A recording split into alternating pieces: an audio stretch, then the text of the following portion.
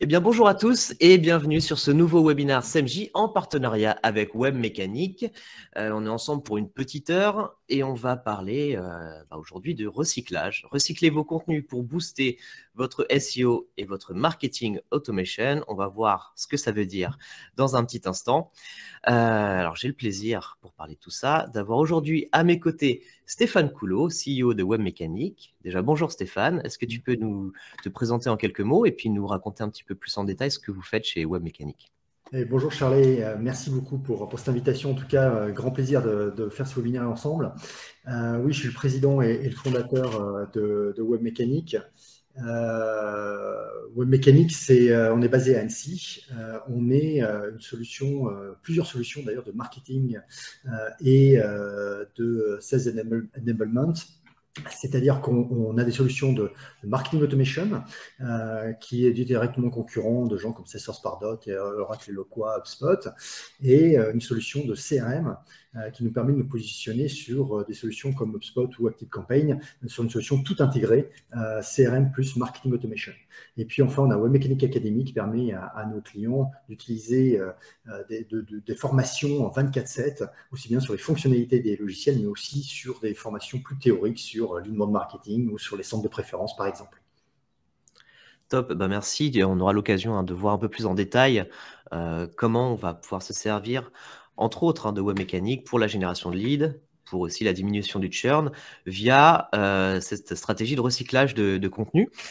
Du côté de SEMJ, si vous ne nous connaissez pas, SEMJ, on est déjà une agence SEO, mais pas que. C'est également un outil, une plateforme SEO qui va aider vos équipes marketing et SEO à rédiger du contenu plus performant en moins de temps. C'est avant tout une solution qui va vous faire gagner du temps. Alors, comme je l'ai dit, on est là aujourd'hui pour parler de recyclage. Et alors, petite question qui va apparaître, je pense, dans le chat, petit sondage. Déjà, qui parmi vous sait de quoi on parle quand on parle de recyclage de contenu et qui le pratique? Donc là, je crois que... Alors, pour ceux qui ne connaissent pas Livestorm, c'est vrai que je n'ai pas présenté, vous avez un chat à droite. Vous avez également un onglet questions en bas de l'écran. À la fin de ce webinaire, on essaiera de répondre à un maximum de questions. Vous pouvez également voter pour les questions que vous trouvez les plus pertinentes. On y répondra en priorité. Et vous avez ce fameux onglet sondage également. Alors, revenons à nos moutons. Le recyclage. Alors, de quoi on parle? Donc, le recyclage de contenu consiste à exploiter d'anciens contenus pour les améliorer ou en créer de nouveaux. Ça, c'est très important. Donc là, on va voir ce que ça implique du côté SEO, pour la génération de trafic organique. On va voir aussi comment on va utiliser ce même concept pour la génération de leads ou le nurturing ou la diminution du churn avec Stéphane. Donc, à qui ça s'adresse? Il y a déjà deux angles. Il y a déjà l'âge et la typologie de site. Effectivement, ça va être plus prégnant chez les sites un peu anciens.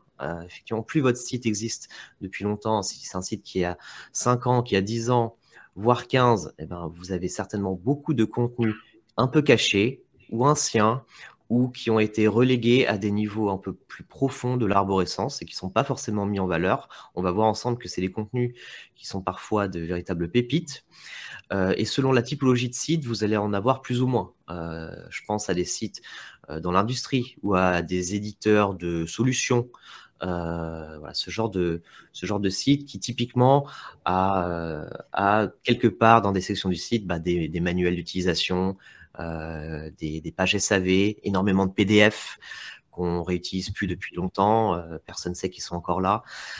Et puis un site sa vie. Selon, il y a des cycles, on change de directeur marketing, on change de stratégie, il y a des contenus qui ont été créés il y a quelques années qui sont un peu perdus ou, comme je l'ai dit, relégués un peu plus loin. Et ça, tu en as vu aussi de ton côté, Stéphane, parmi tes clients.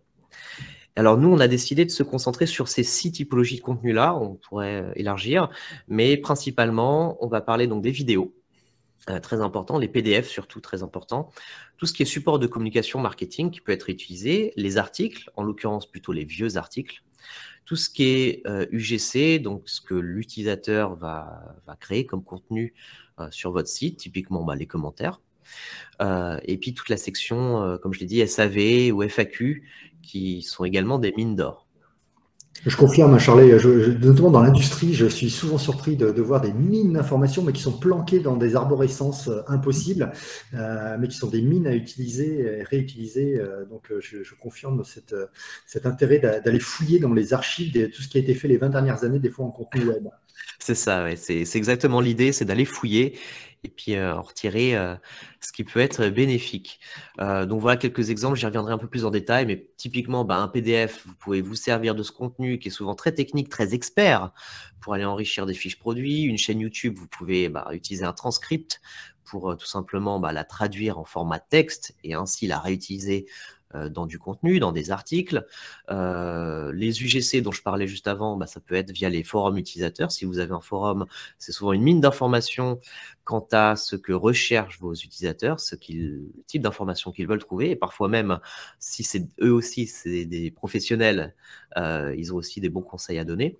Et les FAQ, typiquement, souvent on a des FAQ un peu condensés sur une page avec plein de questions. On va voir que ça peut être intelligent de les scinder. Donc, les vertus du recyclage. Le recyclage a des vertus, alors pas seulement dans la vraie vie, mais aussi donc, dans le numérique. Il y en a deux principalement ici. Il y a déjà le gain de productivité, on pourrait même dire l'efficience, puisque quand vous recyclez un contenu existant, vous économisez forcément du temps sur la recherche d'idées, sur la rédaction. Vous avez déjà une base d'informations solide, et souvent, c'est une base d'informations, comme j'ai dit, experte. Donc là, un gros gain de temps de ce côté-là. Et puis, gain de visibilité SEO, puisque on va réoptimiser ces contenus, on va les réutiliser, les optimiser d'un point de vue SEO. Parfois, il manque pas grand-chose pour que ces contenus deviennent visibles sur les SERP, tout simplement en les associant à un autre mot-clé, déjà en définissant un mot-clé principal, ce qui est parfois pas le cas. Et puis en leur faisant gagner du coup de nouveaux utilisateurs. À noter qu'il y a aussi un peu une prime à la fraîcheur quand vous allez optimiser un contenu qui est un peu ancien. Ça va attirer pendant en tout cas un petit moment l'attention de Google en termes de crawl par exemple sur ces contenus qui ont été retouchés. Donc voilà Une question pour toi, Charlie, d'ailleurs. Est-ce que, en tant que SEO manager pour SMJ, est-ce qu'en réaménageant justement des contenus existants, vous avez vu que vous répondiez à de nouvelles requêtes complexes, puisque tu parlais de SERP? Oui, alors ça, on le voit assez souvent. Alors, un exemple de recyclage, on l'a dit, c'est les vidéos. Typiquement, les webinars, on les recycle, et on les recycle sous forme d'articles complets. Mais finalement, ça ne demande pas tant de travail, puisque la base de recherche, comme je l'ai dit, et tout le travail de recherche a déjà été fait en vue du webinar. Donc, par exemple, le webinar qu'on a fait sur l'EAT l'année dernière, qui est un concept SEO, on l'a transformé ensuite en article. L'article est très bien positionné. On a simplement eu à retoucher un petit peu, rajouter des titres par-ci par-là. Et finalement, ça nous fait un contenu déjà tout fait. Donc oui, excellente question là-dessus. Et puis donc troisième aspect, ça peut être accroître l'EAT. Je ne vais pas m'attarder là-dessus, mais si vous avez typiquement un site qui est dans les domaines de la santé, par exemple, que vous avez de la documentation un peu technique, un peu scientifique, vous allez aussi, en la mettant en valeur, accroître votre facteur EAT en la rendant crawlable, visitable par Google. Donc ça, c'est très important aussi à ce niveau-là. Maintenant, c'est bien beau de dire ça, mais on va vous présenter donc 6 méthodes en fonction des typologies de contenu qu'on veut recycler pour déjà les identifier. Parce que ça, c'est pas forcément facile. Tu l'as dit, Stéphane, il y a certains sites qui ont 15 ans de vie derrière eux. Donc, aller récupérer tous ces vieux contenus qui existent sur un site qui parfois fait 20 000, 50 000, 100 000 pages, c'est pas facile. Donc, on va vous présenter des méthodes simples et efficaces pour les identifier, puis ensuite pour les recycler. En commençant déjà par les vidéos. Alors, comment on va identifier les vidéos? La méthode peut-être de base, la plus intuitive, ce serait d'aller parcourir la chaîne YouTube s'il y en a une, ou la chaîne Dailymotion s'il y en a une. C'est une bonne idée Dailymotion, vu que ça a été un peu une mode à un moment donné, c'est peut-être un peu en perte de vitesse. Donc, s'il y a de nombreux sites sur lesquels les vieilles vidéos ont été hébergées sur Dailymotion, c'est une bonne idée d'aller fouiller de ce côté-là. L'autre méthode plus technique qui marche très bien, c'est utiliser un crawler, surtout si vos vidéos donc sont hébergées directement sur le site. Donc là, vous allez pouvoir utiliser un crawler du type Screaming Frog en version gratuite ou Xenu. Et via du paramétrage seulement filtré sur le contenu vidéo, il va vous sortir tous ces contenus de ce type-là. Qu'est-ce qu'on va en faire ensuite? Il y a plusieurs méthodes, hein. Il y a les méthodes déjà du transcript, dont on parle beaucoup depuis quelques années. Ça, c'est vraiment une méthode qui est facile à mettre en place, qui est efficace. Alors pour ça, vous allez utiliser, le plus simple, c'est d'utiliser un logiciel de transcript comme Trint ou Apiscribe en gratuit. Vous avez également AmberScript en version payante, qui sont des logiciels qui vont simplement capter tout le texte, donc vraiment toutes les phrases qui sont prononcées dans les vidéos, et les transposer telles quelles sous forme de texte. Donc ça peut être très intéressant déjà pour agrémenter la vidéo. On voit souvent ça sur les sites justement SEO, marketing. On a la vidéo et le transcript de la vidéo juste en dessous. Ça permet d'offrir du contexte sémantique à Google. C'est plus facile pour lui d'interpréter le contexte que simplement via l'interprétation de la vidéo. On va pouvoir aussi réutiliser la vidéo pour enrichir un article existant, puisque ça aussi on le sait, hein, tous les formats médias, multimédia qui viennent illustrer, agrémenter un texte vont avoir peut-être une petite prime selon le type de requête. Ça peut être apprécié par les robots Google, effectivement. On va aussi pouvoir réutiliser le contenu de la vidéo, alors là pas tel quel en reformulant, mais si la vidéo est bien faite, là j'ai pris un exemple d'un tuto. Donc c'est un tuto de France Toner qui est une vidéo donc et qui se positionne sur le mot-clé imprimante Samsung. Donc ça c'est vraiment génial. Nous on va pouvoir reprendre tout ce contenu-là et en faire un guide ou un article de blog. Et puis, dernière méthode, c'est pourquoi pas utiliser les informations présentées ici et les transformer en infographie à diffuser sur les réseaux sociaux. Les infographies, on en parlait énormément il y a 5-6 ans, c'était un peu la mode en SEO, ça marchait très bien. On en parle moins en ce moment, mais ça marche toujours très bien. C'est un format qui, en termes de communication, en termes même d'acquisition de backlink, fonctionne très bien. Et souvent, le gros du travail, ça va être l'accumulation, le travail de recherche. Et quand ce travail de recherche est déjà fait, c'est finalement juste de la mise en forme. Voilà pour les vidéos. Maintenant, une partie qui me tient à cœur, hein, c'est recycler les PDF, parce que effectivement, selon les industries, selon les types de sites, on va avoir parfois des tas de PDF hyper complets, hyper experts, qui finalement ne servent pas tellement au SEO et qu'on pourrait réutiliser.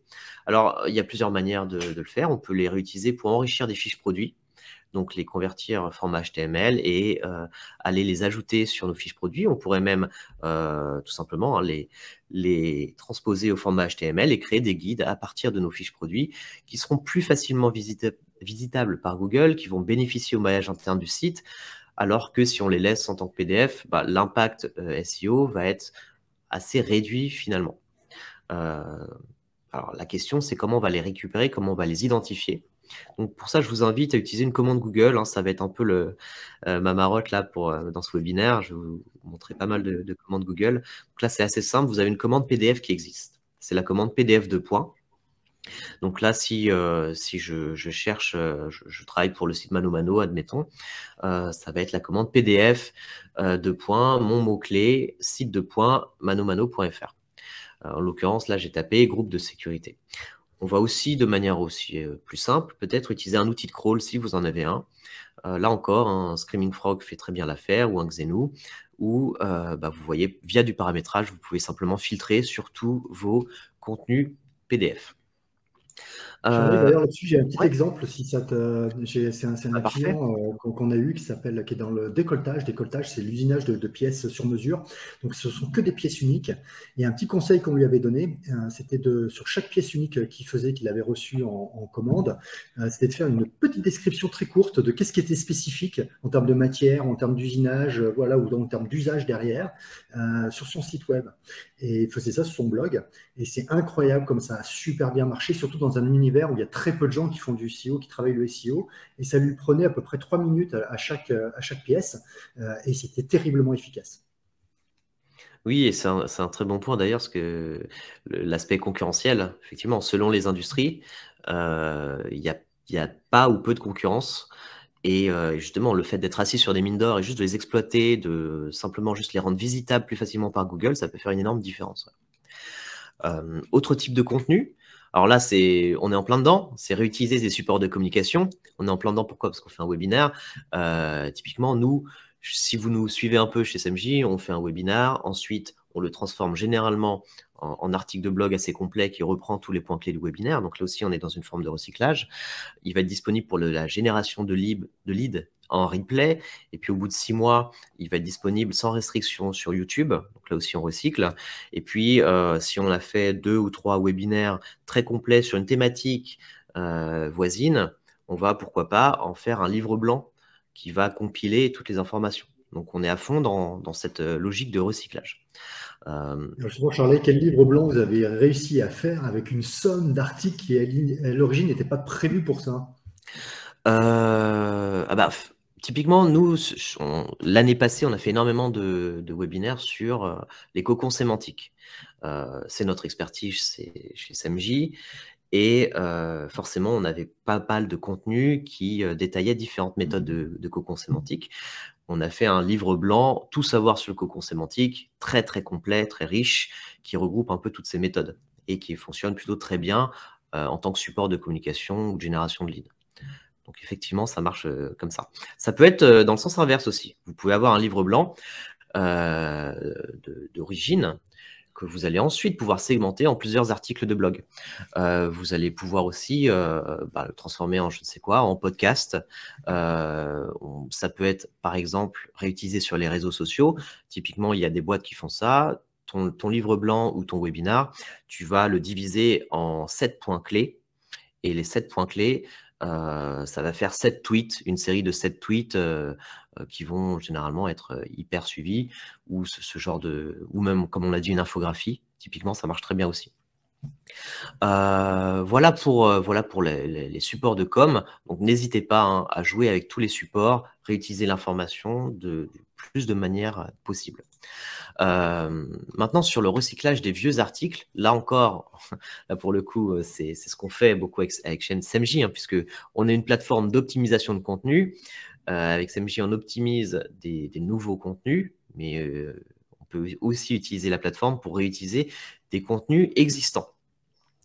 Donc là, je parle plutôt des anciens contenus. Donc les articles de blog, typiquement, qui existent depuis plusieurs années sur votre blog, sur votre site, sur votre plateforme, et que vous n'avez pas à retoucher. Déjà, comment les identifier? Alors, il y a 2 solutions. Je vais vous présenter la première qui est avec SMJ, et puis on verra ensuite sans SMJ, si vous êtes, que vous soyez utilisateur ou non. Donc déjà, si vous avez SMJ, c'est assez facile. Vous allez, quand vous importez, quand vous synchronisez votre site avec SMJ, SMJ va vous importer les 1000 meilleurs contenus, généralement. Parmi ceux-là, vous allez pouvoir identifier, donc filtrer ceux qui ont un content score qui est faible, puisque nous, on attribue toujours un score de 0 à 100 sur la qualité d'optimisation des pages. Donc, vous allez tout simplement pouvoir les trier selon la faiblesse du content score. Autre méthode qui marche très bien, c'est vous allez pouvoir filtrer par top keyword. Donc là, je vais vous montrer. Donc là, c'est voilà, le workspace MJ, en l'occurrence, par volume de mots-clés du top keyword, puisque le volume indiqué dans cette colonne, dans la troisième colonne en partant de la fin, c'est le volume pour le mot-clé principal. Là, je vois que ma première ligne, SEO Log Analysis, c'est un mot-clé qui est à 10 par mois, alors que l'analyse de log, je sais que c'est un mot-clé important. C'est simplement que mon top keyword n'est pas forcément bien choisi. Et là, le top keyword, SMJ va récupérer celui qui apparaît le plus dans la Search Console, celui qui vous rapporte le plus de clics. C'est pas forcément bien choisi. Donc déjà, rien qu'en réorientant un peu mon article et en lui attribuant un focus keyword plus adapté, on va déjà avoir de gros gains. Ça, c'est voilà, des petites méthodes si vous utilisez SMJ. Si vous n'avez pas la plateforme, déjà, je vous invite à faire un essai gratuit, mais vous pouvez utiliser des commandes Google, là encore. Typiquement, donc moi, j'ai Doctissimo. Je vais utiliser ma commande site de points de Doctissimo, suivie de mon mot-clé, par exemple paracétamol. Autre méthode, la commande InTitle. Donc, site de points, le nom de mon site. InTitle, crème solaire, par exemple. Donc là, ça va me sortir via Google le listing complet de tous mes articles qui, dans leur titre, possèdent un mot-clé particulier. Donc ça, c'est une première méthode. Si vous voulez aller plus loin, vous pouvez ensuite utiliser tout simplement la fonctionnalité de filtre via les outils et vous allez pouvoir segmenter sur les articles anciens qui ont été créés il y a très longtemps. Donc là, vous allez pouvoir rentrer des dates plus précises. Ça, c'est une méthode très rapide pour aller identifier des vieux articles sur le site et voir très rapidement lesquels je vais pouvoir réoptimiser. Donc là, je vous avais montré un exemple d'un article, un vieil article réoptimisé avec SMJ. On est sur le client La Vie Claire, avec un article sur les lentilles vertes, qui est un mot-clé avec un joli volume de recherche à 3000. On voit qu'on était 11e auparavant avec cet article un peu ancien. On passe de 3e avec donc à plus 440% de clics en un an, avec simplement de la réoptimisation de contenu. Donc, via la plateforme SMJ assez simple, vous avez, si vous connaissez, vous êtes un habitué. Sinon, très rapidement, comme je l'ai dit, la plateforme va attribuer un score de contenu en haut à droite, en l'occurrence 53, qui est associé donc au focus keyword que vous avez choisi, en l'occurrence lentille verte. On voit que là, l'outil me dit que les intentions de recherche ne sont pas forcément complètes, et on voit qu'au niveau des questions à droite, je ne réponds pas à toutes les questions des utilisateurs, malgré le fait que ce contenu soit déjà assez complet. C'est quand même un article de plus de 500 mots. Mais là, pour le coup, avec un petit tweak, simplement réajuster les titres et puis rajouter peut-être une FAQ à la fin pour répondre à toutes les questions, je vais pouvoir augmenter mon score d'optimisation. C'est ce qui a été fait. Donc ça, c'est après optimisation. On est sur un score de 100 et on répond à toutes les intentions de recherche cette fois-ci, que ce soit donc, la cuisson des lentilles ou la quantité de lentilles par personne. Voilà. Avec un jeu de titres, donc H2, H3, un peu plus affiné. Voilà pour la réoptimisation de vieux articles. Évidemment, si vous n'avez pas SMJ, ça c'est un travail que vous allez pouvoir faire un peu plus manuellement via de la recherche sur toutes les requêtes associées à votre mot-clé. Autre point du recyclage, j'en ai parlé tout à l'heure, c'est les User Generated Content, donc les UGC. Quand on parle d'UGC, on parle généralement donc, de commentaires de forum, ou de commentaires de blog, ou d'avis produits. Par exemple, vous avez un site e-commerce, les clients vont pouvoir laisser un avis directement sur la fiche produit, et dans certains cas, ils vont même pouvoir laisser une photo du produit en cours d'utilisation en fait chez eux. Donc ça marche très bien en SEO, c'est des contenus que vous allez pouvoir réutiliser. Les forums aussi, c'est vachement bien parce que là, dans le cas que j'ai pris, qui est un site, donc un forum de bricolage bien connu, c'est aussi une mine d'idées qu'on va pouvoir réutiliser. Là, avec un commentaire sur les enduits de lissage, je vois qu'on parle d'enduits de lissage. Je vois que ce commentaire de forum, cette page de forum, se positionne un peu sur la requête meilleur enduit de lissage, qui fait quand même 250 recherches par mois. Et ça va me donner une idée, puisque je n'ai pas travaillé ce contenu auparavant, pour faire tout simplement une compilation, un article complet, un guide complet, qui va reprendre tout ce qui se dit sur ce forum, essayer de l'affiner un petit peu, de l'enrichir un petit peu, et je vais pouvoir me positionner sur ce mot-clé. Autre utilisation possible, c'est si un client se plaint d'un grand choix de références, il n'arrive pas à choisir entre différents produits. Ça rejoint un peu ce que tu disais, Stéphane, quand vous avez des variations de pièces détachées ou de pièces très proches, on ne connaît pas exactement la différence, faites un guide comparatif qui va ensuite pouvoir être lu, donc qui va être vraiment utile pour les utilisateurs, mais qui aussi va généralement bien se positionner en termes de SEO. Ce qui est lié à ça, c'est aussi la recherche interne. Ça, on n'y pense pas beaucoup, mais beaucoup de sites désormais ont un moteur de recherche interne. Vous savez que si vous faites le paramétrage correctement, vous avez ensuite toutes ces informations qui vont remonter dans votre Google Analytics. Ça, c'est vraiment une mine d'or parce que ça vous dit ce que les gens cherchent sur votre site concrètement et qui n'est pas présent dans le menu. Là, pour un site d'abonnement magazine, je vois que la plupart de mes recherches internes des utilisateurs concerne la résiliation d'abonnement. Ah, bah, effectivement, j'ai pas de contenu qui est très visible sur la thématique de la résiliation et sur le réabonnement, ce qui est d'un point de vue business hyper intéressant. Et c'est vrai que j'avais pas de contenu dédié au réabonnement. Donc, je vais m'en inspirer pour créer des contenus dédiés ou là encore des guides, voire des FAQ. Et enfin, donc dernier aspect, hein, en tout cas dernier aspect SEO pour le recyclage, c'est tout ce qui va être FAQ. Alors les FAQ, là aussi, hein, si vous êtes un éditeur d'outils, vous avez forcément des FAQ ou des manuels d'utilisation qui peuvent être soit des PDF, soit simplement juste des pages FAQ qui sont un peu parfois des pages fourre-tout où on va lister toutes les questions possibles et imaginables sur un sujet.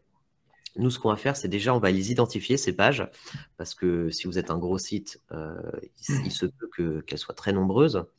Là encore, une commande Google, par exemple, en site Maïf, je vais pouvoir faire encore une commande site de points, FAQ, pipe, foire aux questions, pipe, questions-réponses. Donc là encore, je vais pouvoir faire figurer toutes mes variations.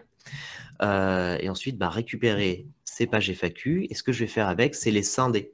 Voilà, une FAQ un peu à l'ancienne, entre guillemets, c'est ce que j'ai à gauche. On va voir sur un thème, on va voir en accordéon sur la même page les différentes questions avec simplement 3 lignes de réponse.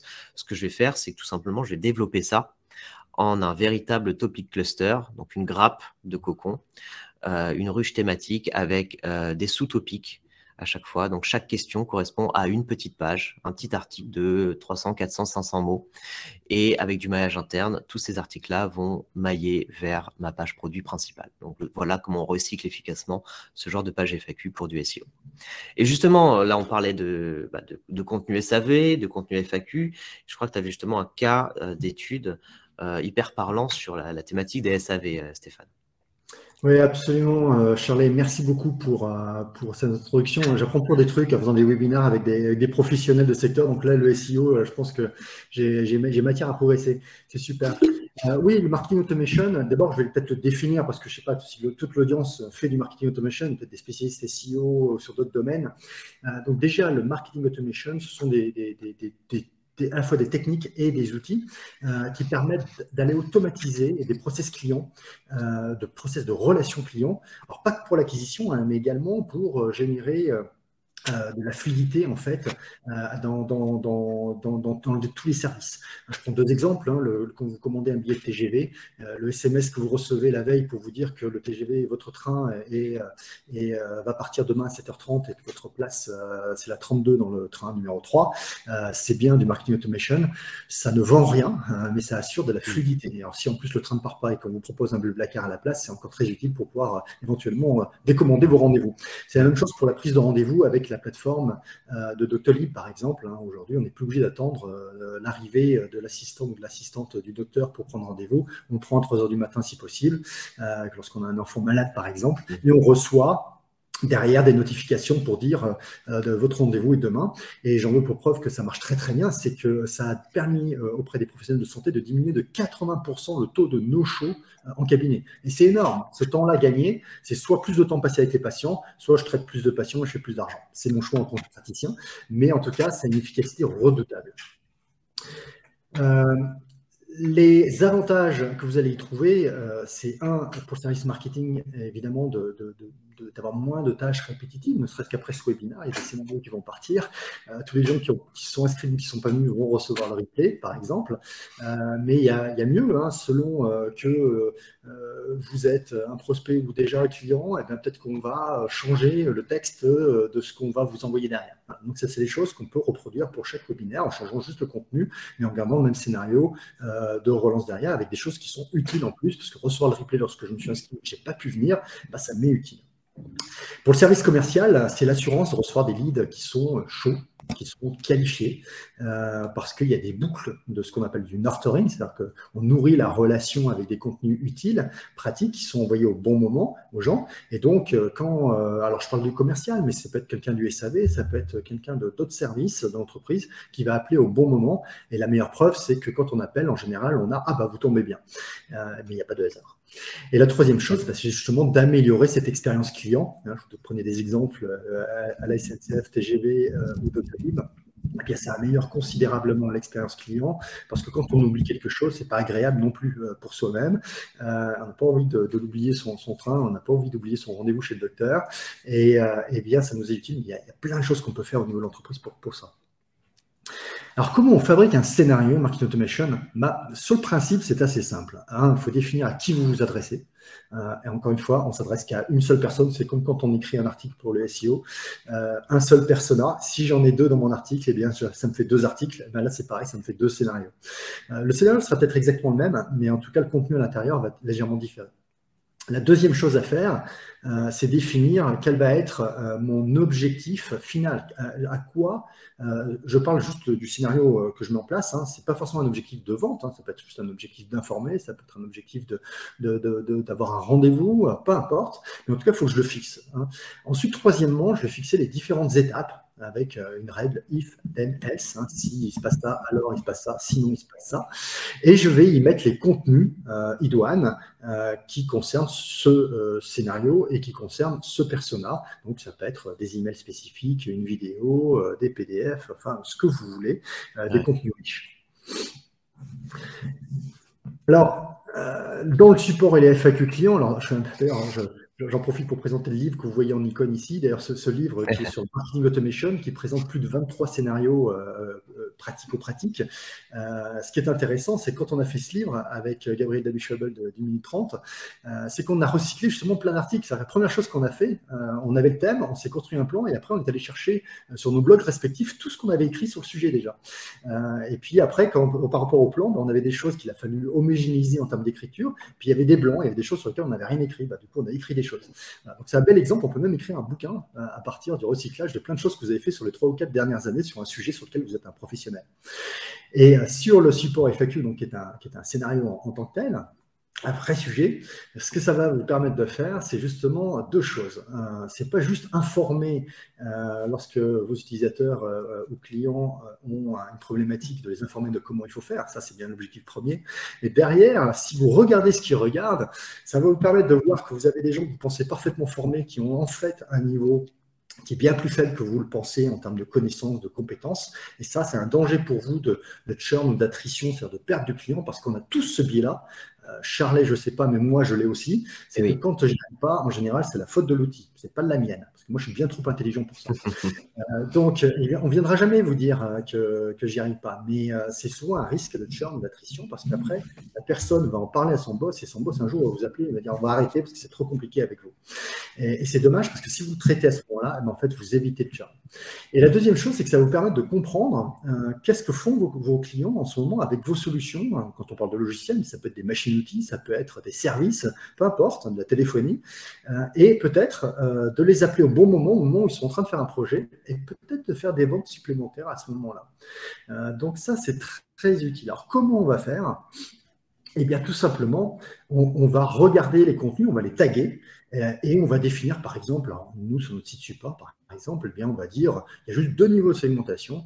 Il y a des contenus qu'on va appeler des contenus de type novice, c'est-à-dire qu'en gros, c'est des questions basiques. Et encore une fois, il n'y a pas de jugement de valeur, c'est juste que c'est des questions basiques. Donc, si la personne a été formée il y a 2-3 mois, normalement, elle ne devrait pas rechercher trop d'informations là-dessus. Alors, si c'est une fois, ce n'est pas grave.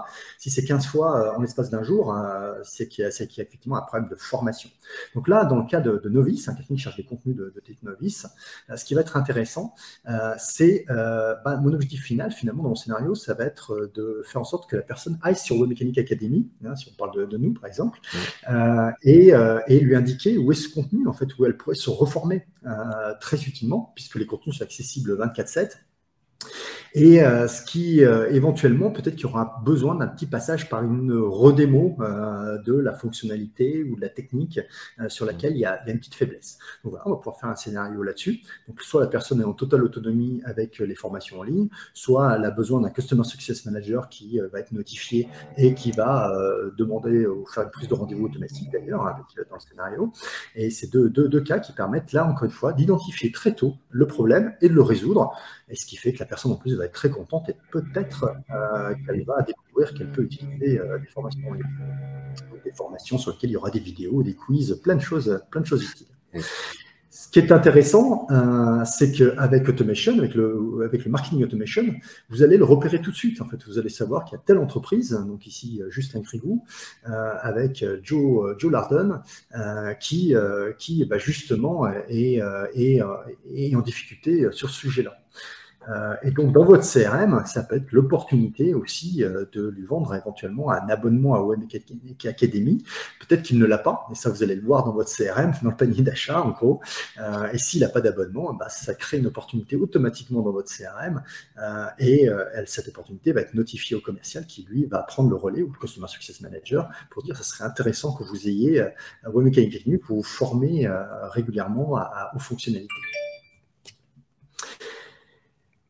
Deuxième cas, c'est le cas des experts, c'est-à-dire des gens qui vont sur vos pages FAQ, vos pages support, mais qui consultent des contenus déjà de haut niveau. Dans le marketing automation, quand on commence à faire de l'A/B testing là-dessus, c'est que déjà vous avez passé les fonctions basiques. Et là, Stéphane, là on voit bien l'intérêt d'avoir segmenté nos contenus, par exemple notre page de FAQ qui était sur la même page, en différentes pages, puisque ça va nous permettre justement cette granularité-là et cette finesse d'analyse-là de définir qu'un tel contenu s'adresse plutôt à des experts, d'autres à des novices.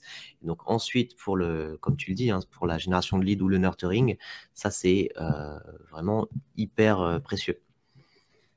Oui, et puis en plus, tous ces articles qui sont sur ta base support, ils sont indexés par Google. Donc, il y a des gens qui les consultent alors qu'ils utilisent une solution concurrente de la tienne, mais qui répond parfaitement à la question. Des questions sur comment utiliser l'A/B testing, si c'est un sujet un peu plus générique et non pas trop fonctionnel, ça peut répondre à des tas de gens qui ne sont pas forcément tes clients, mais qui pourraient le devenir un jour, le jour où ils ont un sentiment d'insatisfaction avec leur solution actuelle. Ça nous est déjà arrivé, notamment sur des problématiques de scoring, par exemple. Voilà. Et donc là, c'est pareil, on va avoir des vidéos sur l'A/B testing qui vont répondre de la même manière. Là, pareil, Joe Larden, encore lui, mais cette fois-ci en mode expert, on s'aperçoit qu'il est en train de regarder pas mal de contenu sur le sujet. Donc, on va le segmenter, on va scorer ce sujet-là. Et derrière, dans le CRM, eh bien, on va, imaginons que Joe Larden, bon là, on le connaissait déjà, mais imaginons qu'on ne le connaisse pas, on va créer le contact automatiquement. Ça, c'est la connexion entre le CRM et l'automation, très important à faire, on y reviendra. Deuxièmement, on va créer une opportunité, parce que là, il y a peut-être aussi une opportunité commerciale autour de l'A/B testing, mais ça peut être sur une synchronisation avec SEMJ, par exemple. Alors, du coup, ça crée une double opportunité pour SEMJ ou pour la synchronisation. Absolument. Du travail à faire. Et puis, ça va créer une action, c'est-à-dire qu'à un moment donné, le commercial, le matin, il ouvre son CRM et puis il a des notifications de gens appelés, mais avec une problématique identifiée, une opportunité qui a été créée. Donc, on voit le gain de temps énorme qu'on a et l'efficacité qu'on peut avoir en appelant les gens au bon moment grâce à ces pages de FAQ et ces pages de support technique. Tous ces contenus en plus, alors là j'ai pris des contenus vidéo, on en a parlé tout à l'heure là-dessus, mais tous ces contenus, à un moment donné, vous allez les réarranger aussi. Ils ont été faits pour le support, mais rien ne vous empêche d'aller les mettre sur YouTube. Nous, on a des vidéos sur comment faire du scoring, de l'A/B testing, etc.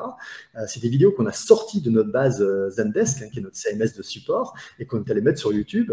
Et c'est sûrement les vidéos les plus consultées depuis 3 ou 4 ans, des scores. Alors, ce qui à notre niveau est beaucoup, on n'est pas du B2C, mais on a 5000 vues sur des questions. Comment bien segmenter ma base de données avec le marketing automation, par exemple. Ça rejoint mon...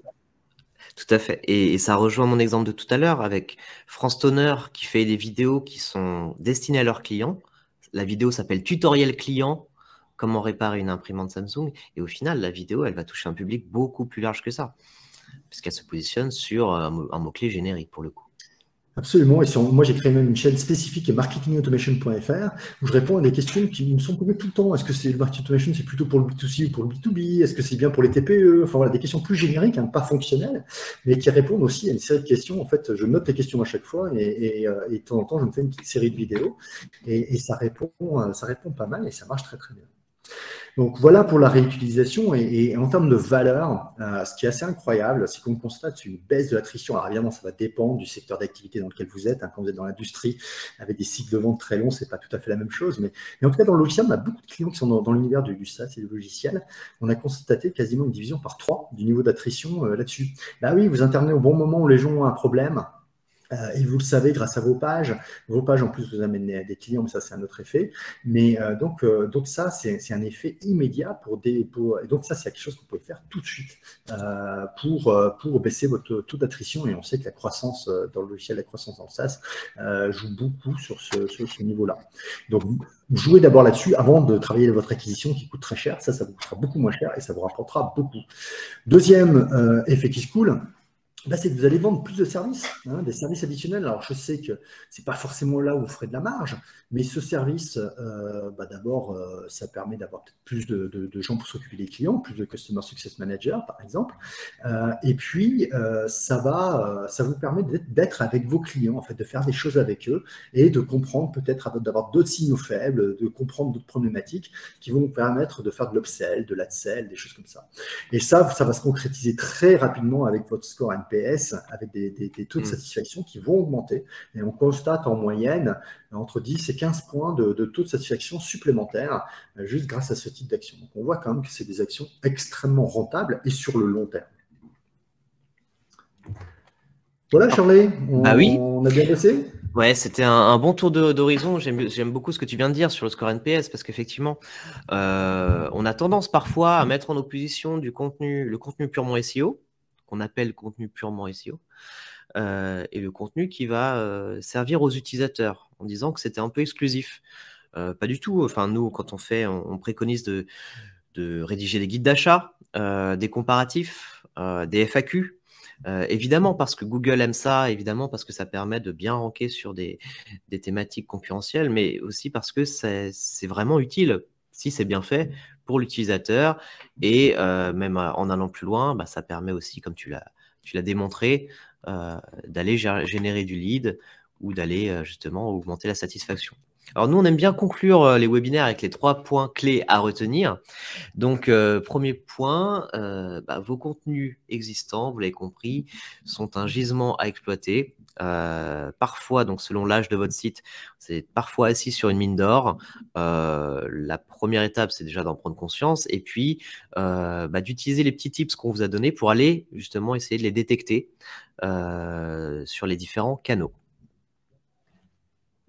Ouais, deuxième tips, j'en ai parlé, c'est synchroniser votre outil de marketing automation avec votre CRM parce que c'est comme ça que vous savez si les gens qui consultent sont des prospects, des clients. Qu'est-ce qu'ils ont fait avec vous avant? Est-ce qu'ils ont reçu une formation il y a combien de temps? Il y a 6 semaines ou il y a 10 mois, c'est pas la même chose. Et donc, c'est des choses qui vont permettre d'actionner des scénarios différents.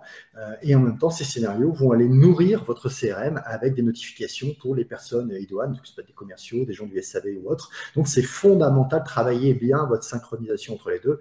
Et si vous avez un outil qui est pré-intégré, comme Web Mechanic Automation et Web Mechanic Pipeline, c'est encore plus facile, c'est encore mieux.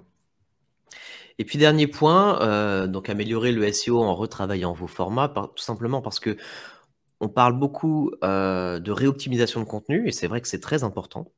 Mais ce n'est pas que ça, le recyclage, c'est aussi la transformation d'un contenu en nouveau format. Donc, voilà, comme on vous l'a dit, essayez de jouer avec les formats. La vidéo, transformez-la en texte, transformez-la en infographie, transformez-la en une série de tweets, etc. Jouez avec les formats et surtout produisez des contenus qui sont à chaque fois adaptés aux différents canaux que vous allez viser. Et effectivement, vous faites toujours une économie de temps sur le travail de recherche. Alors justement, en parlant de ça, cette idée de recyclage, souviens-toi Stéphane, on avait un sondage au début. On va aller voir justement les résultats du sondage. Et alors, merci à tous pour vos réponses. La première question, c'était déjà, recyclez-vous vos anciens contenus? Eh bien, nous avons 50% d'entre vous qui disent 51% maintenant, c'est toi Stéphane, qui disent oui, donc voilà, et 42% pas encore, 8% non, alors qu'ils sont catégoriques sur la question. Ce serait intéressant de savoir pourquoi, mais peut-être on n'a pas forcément du contenu à recycler, surtout si on est un domaine un peu plus jeune, par exemple, ou dans des industries qui s'y prêtent pas. Donc, très intéressant. Et maintenant, si on s'intéresse au type de format qui sont privilégiés pour le recyclage, on s'aperçoit que 52% sont des articles, 18% sont soit des vidéos, soit des ressources téléchargeables, donc de type PDF.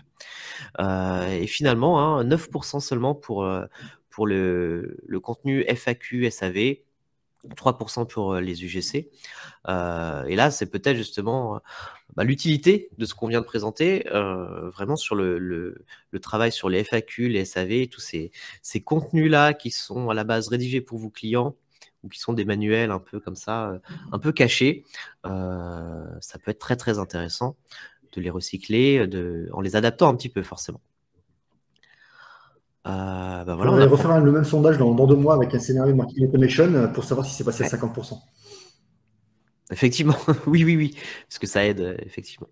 Voilà, maintenant on va répondre aux questions. Il nous reste un petit peu de temps, donc ça c'est top. On va les prendre peut-être par ordre de vote. Et puis on va voir donc soit toi tu y répondras, Stéphane, soit j'y répondrai selon si ça parle de SEO beaucoup, hein. ou non. Ah oui, il y en a un paquet, on va peut-être pas pouvoir toutes les faire. Un site média, est-ce qu'il y a des actualités chaudes et froides, etc. Est-ce que c'est adapté? C'est une question là-dessus. Oui.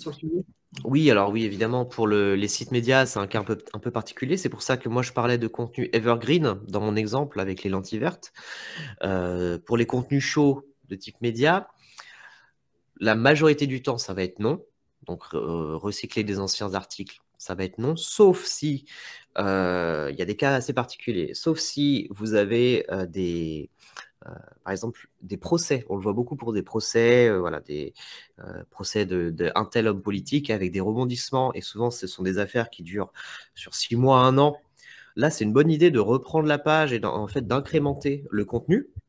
Donc là, on va tout simplement la rafraîchir avec les dernières actus. Donc ça, c'est très intéressant SEO. Deuxième cas, ça va être tout ce qui est marronnier, évidemment. Donc tout ce qui est marronnier qu'on a aussi pour les sites médias, fête des mères, Halloween, ce genre de choses.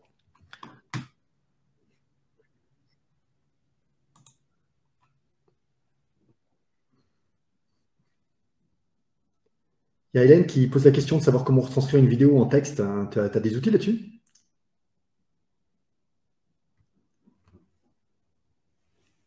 Allô, allô.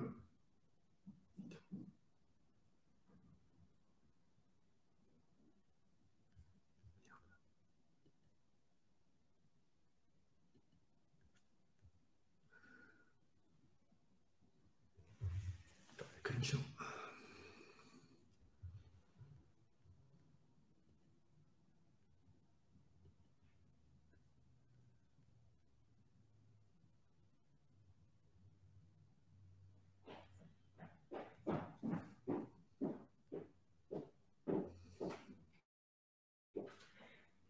J'ai perdu la connexion.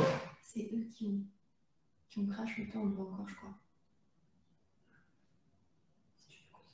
Ok, je continue apparemment. Je suis en ligne et c'est du côté SMJ que ça a craché. Donc, je vais répondre aux questions auxquelles je peux répondre, parce que justement, la question d'Hélène, je ne sais pas y répondre, moi, celle-là. En revanche, à partir de quand vous estimez qu'un contenu est ancien? Est-ce que c'est 2 ans ou avant? Alors ça, je pense que ça dépend vraiment de votre domaine d'activité, et puis ça dépend du sujet. C'est pas tellement une question de date. Je pense que c'est surtout que ça vaut le coup, justement, comme on a fait, je vous ai dit pour le bouquin, à un moment donné, pour le bouquin, on a regardé qu'est-ce qu'on avait écrit et quand. Ça vous permet de voir justement d'abord s'il y a des sujets peut-être d'actualité qui ne le sont plus. Des sujets, par exemple, sur le RGPD, est-ce qu'il y a des choses qu'il faudrait changer parce qu'il y a une actualité qui est passée après. Et donc, c'est l'occasion déjà peut-être de supprimer des contenus. C'est peut-être l'occasion aussi de réactualiser certains. Donc voilà, ça c'est la question de la date. C'est pas forcément une question de date, mais c'est plutôt une question de chaud-froid là-dessus. T'es de retour, Charlie? Je suis de retour, je ne sais pas ce qui s'est passé. Est-ce que c'est bon? Tu m'entends? Non, tu m'entends pas. Okay. Ouais, c'est bon. Il y a Hélène qui posait une question sur est-ce qu'il y a des outils à utiliser pour retranscrire une vidéo en texte. Est-ce que tu connais ça? Parce que moi, je suis. Oui. Alors, j'ai abordé un peu le sujet. Vous avez des outils gratuits qui sont forcément un peu, avec une version gratuite, qui sont forcément un peu plus limités. Vous avez de mémoire Trint, Happy Scribe, voilà, en gratuit, je crois. En version payante, vous avez Amber Amber Script, qui est pas mal. Qui est pas mal en version payant. Voilà, ça dépend du budget que vous voulez mettre dessus. Sur les versions gratuites, vous êtes limité en quantité que vous pouvez traduire. Donc, soit en quantité, soit on va dire en langage. Donc, ça va être parfois juste gratuit pour la version US et malheureusement pour le français payant. Donc, ça va vraiment dépendre. Mais il y en a pas mal. Maintenant, si vous faites une recherche, tous ces sites-là vont apparaître. Je termine juste la question que à laquelle j'étais en train de répondre sur les médias. Donc, autre contenu qu'on peut réutiliser sur les médias, ça va être les marronniers. Ouais. Donc, typiquement, tout ce qui est contenu Halloween, fête des mères, voilà, ce genre de choses qui vont, voilà, fête des, Singles Day en Chine, fête Saint-Valentin ici, enfin voilà. Tout ça, c'est des contenus donc marronniers sur lesquels il est possible de réoptimiser, mais dans le sens où tu vas avoir une URL qui va pas bouger et que tu vas tout simplement réutiliser chaque année. Donc ça peut aussi très bien fonctionner. Est-ce qu'on avait d'autres? Alors Olivier, est-ce qu'il est pertinent de supprimer certains anciens articles ou préférable de tous les optimiser? Ça rejoint la question de Karine tout à l'heure sur à partir de quand un article est vieux. En fait, il n'y a pas de date, mais là, c'est pareil, ce que je disais, que quand vous revisitez un peu vos contenus, soit parce que vous recherchez ce que vous avez déjà écrit sur tel sujet ou pour plein de raisons, eh bien, c'est l'occasion effectivement de les optimiser, mais certains peut-être carrément de les supprimer parce qu'ils n'ont plus aucune actualité, ou voire même ils sont devenus faux, caducs. Je pense que dans la SEO, les règles de jeu changent tellement souvent qu'il y a peut-être des choses qu'il faut carrément supprimer. Donc ça va vraiment dépendre des sujets. Donc je pense que les deux sont valables. Tu confirmes, Charles? Oui, il y a une petite nuance aussi en SEO qui fait qui est celle du crawl budget. Donc si tu as vraiment beaucoup de contenu sur ta plateforme de blog, tout simplement tu fais en sorte que Google va passer du temps sur des pages qui n'ont pas grand intérêt. Donc il y a un petit nettoyage de printemps qui peut être effectué pour tout simplement se débarrasser, ça c'est possible, ça fonctionne assez bien, se débarrasser de tous les contenus qui ne vraiment génèrent aucun trafic. Mais j'insiste là-dessus parce que moi je suis pas fan de la suppression de contenu, mais de temps en temps c'est nécessaire si par exemple dans vos données Search Console, vous vous apercevez qu'un ensemble de pages ne génère vraiment aucun clic sur les 3 derniers mois. Vous allez voir ça et tout cela, vous pouvez les supprimer. Alors, sauf saisonnalité. Si c'est des contenus sur la thématique de Noël et que l'été, ils font pas de clics, bon, là, hésitez, réfléchissez à 2 fois avant de le faire. Mais oui, sinon, c'est la bonne démarche. Question de Jean-Luc, plutôt pour moi, comment faire pour utiliser et mettre en place un scénario sur un site WordPress? Est-il possible de créer un simulateur chiffré en ligne avec Webmécanique? Alors, le CMS, que vous soyez sur WordPress, sur PrestaShop ou ce que vous voulez, c'est pareil. On va taguer les sites et les contenus des sites. Donc, de toute façon, quel que soit le CMS que vous utilisez, ça fonctionne très, très bien pour mettre en place le marketing automation. Est-il possible de créer un simulateur? Alors oui, le simulateur, en fait, c'est un contenu riche. J'ai un partenaire AWE qui, avec le client Algeco, avait mis en place un simulateur, le simulateur de BotNation, qui simulait comment, alors Algeco, vous savez, c'est les petites baraques qu'on voit sur les chantiers, c'est que simuler en fait le coût d'un Algeco en fonction de votre métier, l'emplacement, de la taille, etc. Et vous retrouvez ça pour les concessions automobiles, vous retrouvez ça dans l'immobilier, voilà, des simulateurs, des configurateurs, en fait, ce sont des configurateurs plus que des simulateurs, sont très très utiles et très efficaces en termes de contenu riche parce que vous faites une préqualification en fait de votre projet. Donc la personne qui va appeler derrière éventuellement ou le contenu que vous allez envoyer, à partir de là, il va pouvoir vous allez pouvoir faire de la segmentation et du scoring. Et donc c'est très très efficace et je vous le conseille d'ailleurs de regarder dans votre domaine d'activité comment vous pouvez mettre en place des simulateurs et en général on peut toujours. Ça peut être simuler le ROI, le retour sur investissement, ça peut être simuler plein de choses. Les gens adorent se projeter avec les choses. Quelqu'un qui a passé 10 à une demi-heure à une voiture, ça prend bien un quart d'heure, 20 minutes à configurer un véhicule. Je peux vous dire que derrière, ils sont très heureux de le recevoir par email. Et donc, en général, les gens vous laissent vos coordonnées, leurs coordonnées, ils vous laissent plein de trucs. Et si c'est bien synchronisé avec les services commerciaux derrière, c'est hyper efficace. En revanche, ne loupez pas cette étape. C'est une étape de synchronisation avec le CRM parce que quand vous, par exemple, vous faites la configuration d'un véhicule, Si derrière, quand le centre d'appel vous appelle ou que vous rencontrez le commercial, ils repartent de zéro dans la qualification alors que vous avez vous avez passé 20 minutes à configurer, là c'est dommage, vous loupez un truc. Ok, bah parfait. Moi, j'ai une question de Thibaut, qui est celle qui a reçu le plus de votes. Donc, apparemment, ça intéresse pas mal de gens, et a raison, c'est sur les PDF. Google considère-t-il le contenu d'un PDF comme duplicate content si l'on a recyclé le contenu de plusieurs articles pour créer un guide, par exemple, dans le cas où le PDF est référencé, bien sûr. Alors déjà, oui, vous répondez à une partie de la question, parce qu'effectivement, si c'est un PDF caché ou accessible en téléchargement seulement après avoir entré une adresse email ou ce genre de choses, il n'y a pas de souci. Si le PDF est référencé, dans ce cas-là, on considère que oui. Vous avez, donc oui, il y a un risque de duplicate content. Vous avez une possibilité qui est tout simplement d'assigner une balise canonique. Via le htaccess, vous pouvez assigner des balises canoniques également à des fichiers PDF si vous voulez canoniser le fichier PDF, ou inversement, vous pouvez canoniser la page 200 selon celle que vous voulez voir référencée en priorité. Voilà, j'ai aussi dans les top votes, j'ai une question de Jean-Luc. Pour recycler un article, mieux vaut-il le supprimer, l'optimiser, puis le republier, ah d'accord, ou l'optimiser directement sans le supprimer? Y a-t-il un impact? Non, moi je conseille de ne pas le supprimer. Non, non. Vous le réoptimisez tel quel. Si besoin, vous pouvez faire un ping dans la Search Console, c'est-à-dire, vous savez, pinguer, faire une demande d'indexation ou de réindexation pour signifier simplement à Google que quelque chose de nouveau s'est produit sur cette page.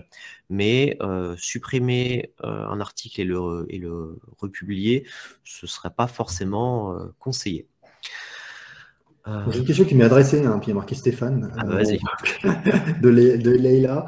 Comment adapter le marketing automation à une marque D2C, donc D2C pour direct to consumer, donc les gens qui vendent sans passer par un réseau de distribution, sans passer par rien, directement au consommateur. Bah, de toute façon, ça s'adapte à n'importe quel type d'entreprise, puisque en fait, vous automatisez des processus. Donc, il y a forcément un processus dans le direct to consumer. Je prends n'importe quoi, à un moment donné, vous vendez quelque chose, il y a bien une confirmation éventuellement de la vente, éventuellement sur la logistique, comment je reçois le produit, satisfaction après avoir commencé à utiliser le produit, l'avoir déballé. Enfin, voilà, je pense à des choses plutôt en aval, mais peut-être d'autres choses en amont. Donc, de toute façon, des processus de relation client, vous en avez forcément dans votre métier. Il faut les définir et puis après, voir qu'est-ce qui est automatisable et à quel moment des gens chez vous ou externes prennent le relais pour avoir une relation directe. Mais quelle que soit l'industrie, quel que soit le modèle, vous allez trouver ce genre de choses.